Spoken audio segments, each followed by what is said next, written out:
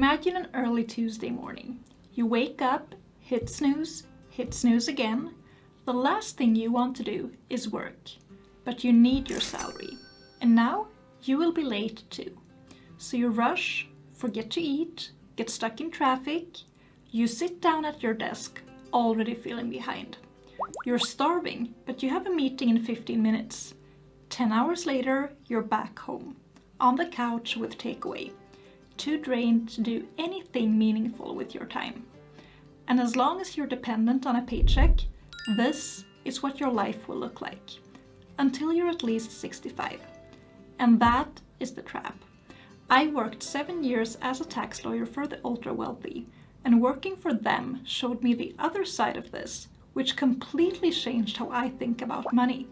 So in this video, I will share why your paycheck is keeping you broke and why working harder will not take you further. Most people spend Sunday dreading the weekly grind. Yet we keep showing up and stay committed to the work. But we don't recognize the full cost of a life in the rat race. Because it's not just the hours at work, it's everything you're subconsciously saying no to because of it. The trip you keep pushing to next year, the people you don't have energy for, the side project that never moves, the big life experiences that you thought you would have that somehow still feel out of reach, even if your salary is higher than ever. We feel drained just thinking about these things, but we accept these trade-offs and think that is just how it is, because we are too focused on surviving the week and getting the paycheck. But zoom out for a second. When you were a kid, I bet you had all these ideas of what your life would look like. Maybe you wanted to travel the world. Maybe you wanted to build your own company. Maybe you didn't know what you wanted, but you expected life to be more exciting.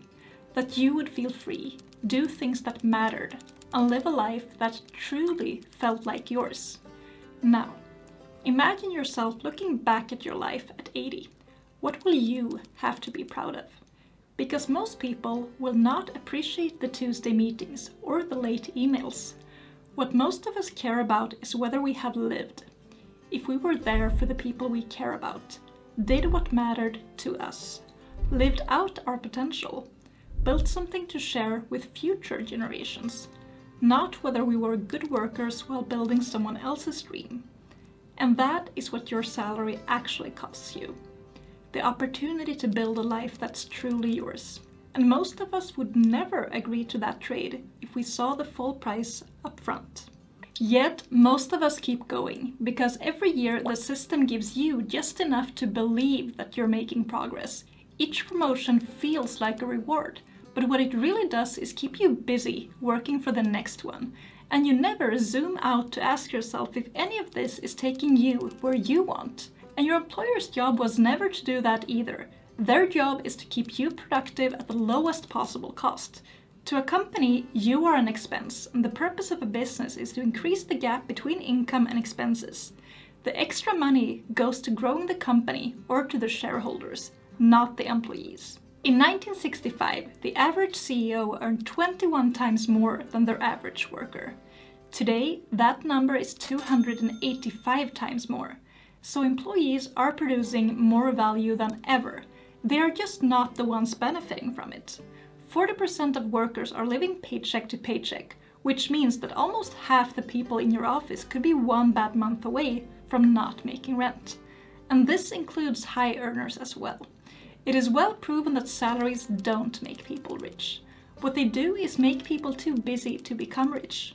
So if you feel like your job isn't taking you where you want and you want to start changing this week, I share how you can start building a career on your terms one step at a time in my weekly newsletter.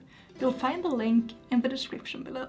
But for most of us, this is hard because we convinced ourselves that we're not good enough to make something else work. And we do that because the current career feels safe. But the deeper problem is that we become our LinkedIn titles. We enjoy saying that we're lawyers, CEOs, and consultants because it impresses other people. And it becomes who we are. And the idea of introducing yourself or answering the question of, what do you do? Without being able to answer like you've always done it is terrifying. But your identity should be bigger than your job title. When everything you are is tied to your job and this fills every minute of your waking hours, you have built something fragile, because you're only one layoff away from your whole sense of self disappearing overnight. And this is why the idea of leaving feels like losing everything that you have built for yourself. None of us feel good about throwing what we have worked for in the bin, but the longer you stay, the harder it gets to leave, because people adjust their lifestyle to their income. And at the same time, you stop thinking that you have options and convince yourself to stay where you are instead, because it feels safe. But will staying where you are give you the life you want? Not just today, but in 5 or 10 years? This is what I used to ask myself the most when I kept going back and forth about leaving the firm I was working at. And based on what I saw in my job, my answer was no. The people who had been there for 10 to 15 years were not happy. Most of them were bitter, tired, or stressed. And they didn't take time to care about their family or well-being, even though they said that's what mattered the most to them. And I didn't want to keep running towards that future.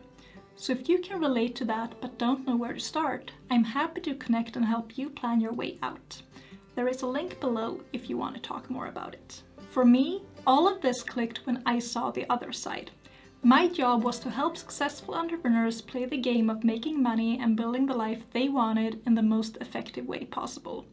They were making millions in their businesses, yet they were free to live anywhere they liked and do whatever they wanted most of the time. I would sit across from them and help them manage millions, and in the back of my mind realize that no matter how hard I worked in this career, I could spend a lifetime in it and still only earn a fraction of what they were earning through one single transaction. And I was giving up my best years to be there. The difference between me and them wasn't intelligence. It wasn't that they worked harder. It was that they weren't working for a salary in the first place. They owned how they were making money, and their income wasn't tied to their hours. That is how I realized that a salary will never make anyone wealthy unless they learn how to invest it in the right things to get out of this trap. And if you want to learn more about what that is, watch this video next.